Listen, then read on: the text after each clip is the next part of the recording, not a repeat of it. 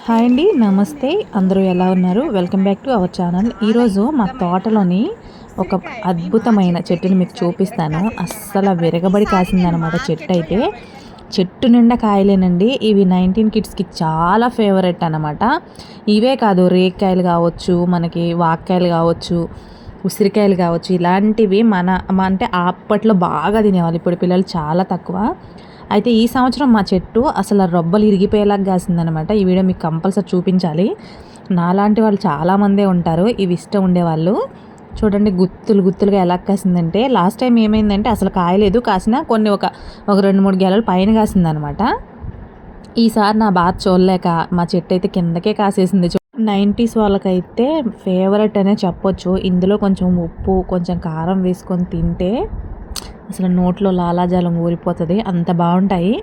తిన్న రోజు బాగానే ఉంటుంది, తెల్లారి ఉంటుంది చూడండి, ఇంకా అన్నం తినలేము, ఏమి తినలేము, నోరంతా మంట. ఎందుకంటే ఈ ఉసిరికాయలు తినడం వల్ల నాలుక అనేది కొట్టుకుపోతుంది. కానీ చిన్నప్పుడు వీటి కోసం పెద్ద పెద్ద యుద్ధాలే చేసాము మేము, మా ఫ్రెండ్స్.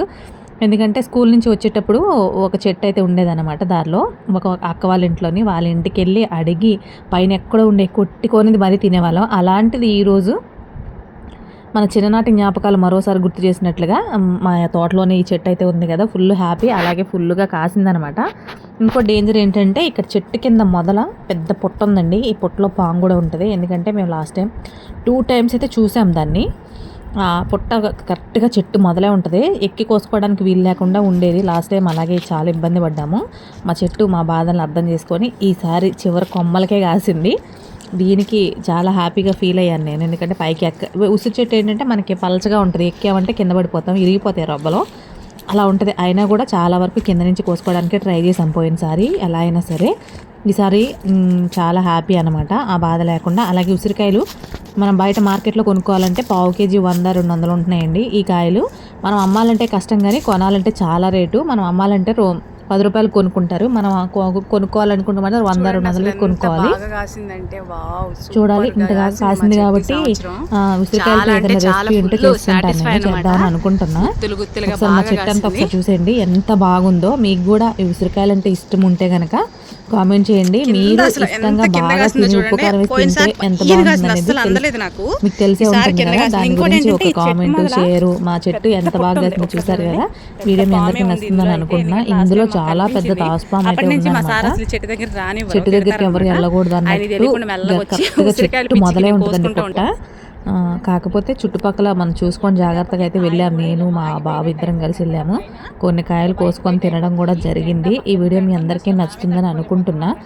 ఒకవేళ నచ్చితే కనుక ఒక లైక్ చేయండి. మీకు ఉసిరికాయలు అంటే ఇష్టం ఉంటే మనకి కామెంట్ చేయండి.